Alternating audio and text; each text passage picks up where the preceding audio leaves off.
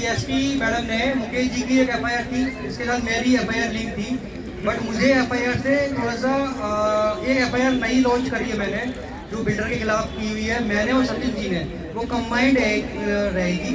एक बार हमने व्हाट्सएप और थाने में एफआईआर की थी, सब लोगों ने मिलकर, काफ़ी लोग थे उसमें, कम से कम 50+ थे बायर्स। वो एफआईआर की कॉपी वहाँ से मिसिंग हो चुकी है, डिपार्टमेंट से पता चल रहा है कि वो कॉपी नहीं है। तो अभी हमने एक नई लॉन्च की है, तो मैं चाहूँगा कि एनटी ब्यूरो ऑफिस में डीएसपी मैडम का नंबर इसको दिया मैं दे दूँगा, एनटी ब्यूरो ऑफिस जाके किसी मॉर्निंग में 11 बजे के आसपास अपनी एफआईआर लॉन्च करा सकते हैं। क्योंकि अभी मैडम ने हमें बताया है कि हमारी जो एफआईआर है मुकेश जी वाली जो एक चल रही है, एक हमने जो की है उसको अब प्रायोरिटी पे वो आगे बढ़ाने वाले हैं, क्योंकि रेरा ने उनसे एफआईआर की कॉपी मांगी है। तो अब बिल्डर के खिलाफ एक्शन लिया जा सकता है डिपार्टमेंट के थ्रू, जो कि अभी तक शांत था। दूसरी चीज ये एक एफआईआर की बात है, जो जाना चाहता है तो बिल्डर बायर एग्रीमेंट, अपना आधार कार्ड, अलॉटमेंट लेटर, ये लेके आप अपना डीएसपी ऑफिस जा सकते हैं एनटी ब्यूरो, ठीक है। उसका मैं आपको लिंक भी भेज दूंगा, हम लोग कर चुके हैं, वो एक्शन होने वाला है उस पर 10 दिन के अंदर, क्योंकि रेरा ने मांगी है वो, ठीक है। नहीं ऑनलाइन नहीं, वो रेरा वही वो डीएसपी ऑफिस जाना पड़ेगा, मेरे पास उनका नंबर है, उन्होंने बोल दिया था जो भी बायर आना चाहते हैं वो एक साथ अपना ग्रुप बना लें और एक ही दिन पहुंचे तो उनको भी एक साथ लॉन्च करने के लिए एफआईआर सबकी रजिस्टर्ड हो जाएगी। दूसरी चीज थी कि हम लोगों ने ना 8% जीएसटी दिया है, मेरे दिमाग में बहुत टाइम से था कि जीएसटी जो है वो 1% होना चाहिए, सब लोगों ने 8% जीएसटी दिया है। और जो हमारा ये प्रोजेक्ट है, ये प्रोजेक्ट पे 1% जीएसटी होता है, ठीक है। डिपार्टमेंट से भी हमें पता चला, इसकी भी हम एक कंप्लेन जीएसटी डिपार्टमेंट में कर सकते हैं, उसमें आपको कहीं जाने की जरूरत नहीं है, कोई भी 1 रुपये देने की जरूरत नहीं है, वो कोर्ट से रजिस्टर्ड होगी, लेकिन उसका प्रोसीजर है ऑनलाइन का।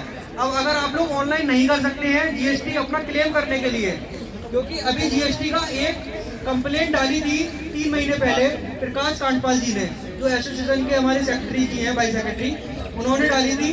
उसके बाद अभी उनके पास कॉल आया, वहाँ पे बिल्डर को ही बुलाया है जीएसटी डिपार्टमेंट में, बिल्डर अपने डॉक्यूमेंट लेके भी जा रहा है जीएसटी डिपार्टमेंट में। अब उसके बाद मैंने भी ऑनलाइन ऑनलाइन कंप्लेंट की है जीएसटी की कि 7% जीएसटी बिल्डर ने ज़्यादा ले रखा है। पता चला है कि बिल्डर ने क्या किया है, हमसे 8% जीएसटी का डिमांड निकाल के लेटर दिया है, क्योंकि उनको पता है बायर है, हमारे पास जीएसटी नंबर नहीं है, तो जीएसटी नंबर नहीं है तो हम कहीं क्लेम नहीं कर सकते। लेकिन उसने क्या किया है, जब अपनी रिपोर्ट में, जब अपनी डिपार्टमेंट में सबमिट जमा किया है, तो उसकी दूसरी कॉपी बनाई गई है, उसमें वो जीएसटी 1% जमा कर रहा है, हमसे 8% ले रहा है। ये फ्रॉड भी एक हुआ है, लेकिन सामने आएगा। अभी हम इतने सारे मैटर में फंसे हुए हैं, इसलिए मैंने ये चीज नई बात बोली थी।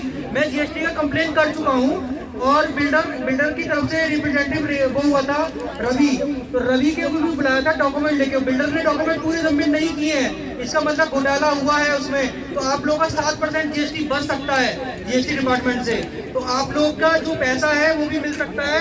इसलिए आप लोग ऑनलाइन कंप्लेन करो, आपको करने की जरूरत नहीं पड़ेगी। प्रकाश कांडपाल जी हैं, आप लोग उनको अपना आधार कॉपी और अपना एक ईमेल आईडी आप ये प्रोसेस डाल देंगे, इनको कॉल कर सकते हैं आप, और ये डायरेक्टली आपका ऑनलाइन खुद ही जमा कर देंगे सबमिट। आपको कोई भी रुपया नहीं देना, कोई भी पैसा खर्च नहीं करना, सब ऑनलाइन हो जाएगा। वो आपका एक केस हो जाएगा। अगर कल डिपार्टमेंट बुलाता है बिल्डर को, आपको 7% जीएसटी वापस मिल सकता है, क्योंकि इस प्रोजेक्ट में 1% ही है, ठीक है। तो ये लोग, बहुत सारे लोगों को नहीं पता है, लेकिन ये बात आप कर सकते हैं प्रकाश कांडपाल जी से। Thank you.